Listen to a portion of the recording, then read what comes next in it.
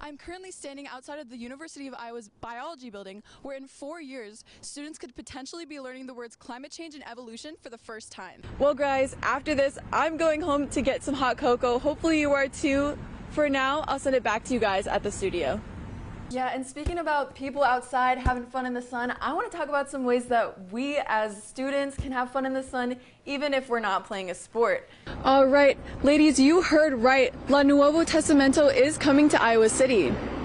The Los Angeles band fuses a touch of the 80s with notes of dark Italian club music. Well, thank you, Kate. And the Johnson County School Board announces potential budget cuts for the 2027 school year. This comes from uncertainty in money allocation in next year's budget. Thanks, ladies. We are currently on day 22 of the government shutdown, and it currently looks like there is no end in sight. President Donald Trump and Senate Republicans sat down at a lunch at the White House, and where Republicans urged Democrats to accept the government funding plan. Some Republicans are starting to think that the November 21st deadline for the bill might need to be extended. And Monday night, the Johnson County Metro Bomb Squad removed a grenade from an Iowa City residence. Just last night, a report came out stating that after a complaint for suspicious activity, the Iowa City Police Department responded to the scene. They found a grenade. The results for City Council are in. That's right, Karch, and we are looking at-large seats. Current Iowa City Mayor Bruce Teague has been elected for the 4th time, winning 37% of the vote with over 7,300 votes. Fellow incumbent Megan Alter has also been elected with 31% of the vote, hitting just above 6,200.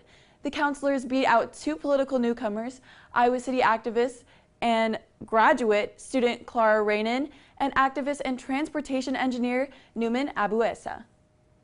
And the race for the city. Now, guys, I'm super excited for the weather to heat up, and hopefully the sports as well with that Indiana Fever game. For now, I'll send it back to you guys in the studio. I'll be able to do that later this week. Oh yeah, of course. I think we are finally at the point where it's transitioning into warmer spring weather, which I am super excited about. Taking a look in next week, Wednesday, the high will likely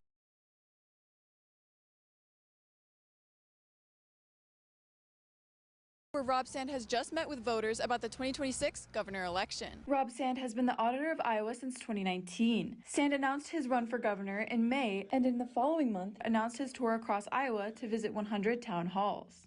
On Thursday night, he visited Johnson County and met with locals at Field Day Brewing Company. Sand took multiple questions from the audience during the meeting. This is a conversation that I'm interested in having with people. Sand addressed issues concerning education, civil rights, and tax dollars.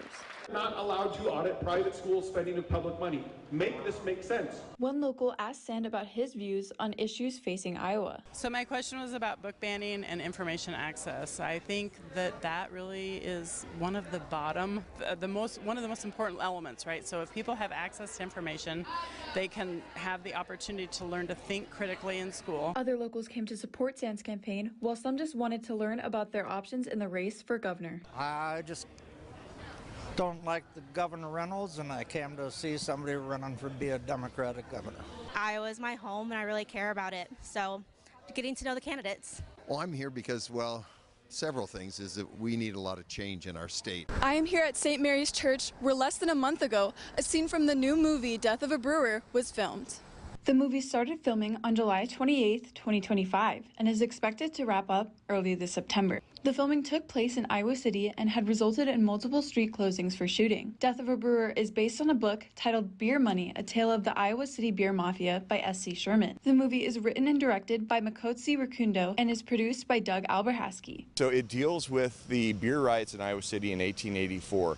It pits the 3 breweries along Market Street known as the Beer Mafia against the Sons of Temperance. And it led to the prosecutor for the Sons of Temperance being tarred and feathered. The movie has relied on numerous community partners for shooting locations, including the City of Iowa City, St. Mary's Church, and the University of Iowa. For wardrobe, a local performing arts high school has donated their costume. Local community members were also invited to be extras in the film. It was still a really fun and involved process. The scene they were filming that day was like an election scene. It was inside the old Capitol, actually, which was really cool. Beyond just the actors, the PA production assistant stated it has been an amazing experience working with the crew and with an amazing director. The production sound mixer stated that the movie was one of the most rewarding challenges to work on. The movie will release on October 9th at the Great American Beer Festival in Denver, Colorado.